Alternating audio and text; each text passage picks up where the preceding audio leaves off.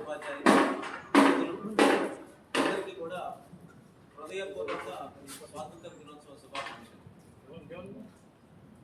మిత్రుల మనము 79వ స్వాతంత్ర దినోత్సవ వేడుకలు జరుపుకుంటున్నాం. దీన్ని మనం వేడుక అంటున్నాం. ఇది మనం ఈ రోజున మన భారతదేశం చాలా గర్విస్తూ ఈ యొక్క కార్యక్రమం మన దేశం మొత్తం అత్యంత వైభవంగా జరుగుతున్నాం. ఎందుకు మనం గర్విస్తున్నామంటే మనం ప్రపంచంలో మన యొక్క భారతీయ సంస్కృతి సాంప్రదాయాల బేస్తో చాలా ముందుకు వెళ్తున్నాం. పురోగతి చాలా వేగంగా జరుగుతూ ఉంది. ఇంకా మనము మన ఆర్థిక అభివృద్ధిలో 4వ స్థానంలో ఉన్నాం. గణాంకాల దృష్ట్యా అతి కొద్ది సమయంలో మనం జర్మనీని అధిగమించి 3వ స్థానాన్ని పొందుతాం. మనకంటే పైన అమెరికా, చైనా మాత్రమే ఉన్నాయి.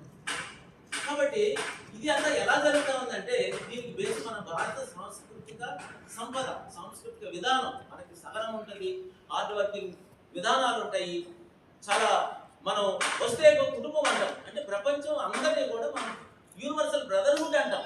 ప్రతి ఒక్కరికి ఎక్కడ ఆపద జరిగితే అక్కడ భారతదేశం ఉంటుంది. భారతదేశం ఎప్పుడు కూడా ఎవరి జోలికి వెళ్ళదు. ఎవరైనా మన జోలికి వస్తే ఉపేక్షించదు. ఇట్లా గొప్ప మనం వ్యవస్థని ఎలా రూపొందించుకో because he is there, we are here. Who is here? మన బాబాసాహెబ్ అంబేద్కర్. ఆయన సూచించినటువంటి రాజ్యాంగాన్ని అమలు చేసుకుంటూ చాలా ప్రతిభావంతంగా మనం ముందుకెళ్తున్నాం. ఒక రకంగా చెప్పాలంటే అన్ని వ్యవస్థల్లో మనం ముందుకెళ్తున్నాం. ఈ రోజున మన భారతదేశంలో అతి కొద్ది జిల్లా శిక్షణా సంస్థల్లో మన జిల్లా శిక్షణా సంస్థ ఒక అగ్రగామిగా సిఓఈగా రూపొంది దానికి సంబంధించినటువంటి అన్ని యొక్క అంగుల్ని మనం ఏర్పరచుకోగలుగుతున్నాం.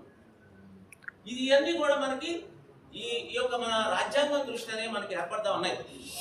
కానీ ఒక విషయం మనం అర్థం చేసుకోవాల్సింది ఏంటంటే ఎంత మన పురోగతి చెందుతున్నప్పటికీ కూడా మన తలసరి ఆదాయం ప్రపంచంతో పోలిస్తే మీరందరూ కూడా దీన్ని దృష్టిలో పెట్టుకోవాల్సింది.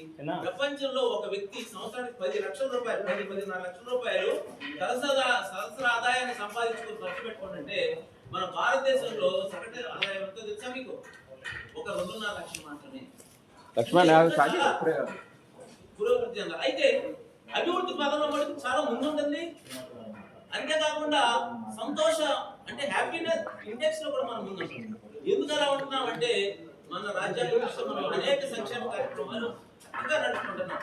అంటే మనకు ఉండేటువంటి చక్కటి రెసిడెన్షియల్ స్కూల్ ద్వారా పేదరికంగా ఉన్నటువంటి వాళ్ళకి మంచి క్వాలిటీ ఎడ్యుకేషన్ ఇవ్వగలుగుతున్నాం. మీకు ఉదాహరణ చెప్పాలంటే మనం ఎంత బాగా సంక్షేమ పథకాలని మనం అన్ని కూడా అమలు చేసుకుంటా పురోగతి చెందుతున్నాం అనడానికి ఈ మధ్య కాలంలో వైరాలో ఒక స్కూల్లో ఒక విద్యార్థి మన స్కూల్ నడిపాం. అంటే మన విద్యకి ఎంత ప్రాధాన్యత చూడండి. అంటే ఒక విద్యార్థి ఉంటే కూడా ఒక స్కూలు, ఒక టీచరు, ఒక స్వీపరు, దానికి వచ్చేటువంటి అన్ని హంగులు దానికి ఏర్పరిచి ఆ విద్యార్థి కోసం ఆ విద్యార్థి విద్యకు దూరం కాకూడదనే విధానంతో అక్కడ మనం స్కూల్ నడిపామంటే ఈ యొక్క సంక్షేమం, ఈ యొక్క పథకాలు, ఈ యొక్క విధానాలు మన రాజ్యాంగం యొక్క గొప్పతనం. కాబట్టి డియర్ స్టూడెంట్, టీచర్స్, ముఖ్యంగా the gist of this important information మనం ఈ రోజున ఈ యొక్క వేడుకల్లో మనం తీసుకోవాల్సిన ప్రతిజ్ఞ ఏంటంటే మన భారతదేశం ఇంకా అభివృద్ధి చెందాలంటే మనం అందరం కూడా ప్రొడక్టివిటీ పెంచుకోవాలి. ఈరోజు చైనా మనకంటే మనతో సమానంగా ఉన్న వాళ్ళ యొక్క పర్ క్యాపిటల్ ఇన్కమ్ కానీ, డెవలప్మెంట్ కానీ, వాళ్ళ యొక్క క్వాలిటీ కానీ ఎక్కువ ఉంటుంది.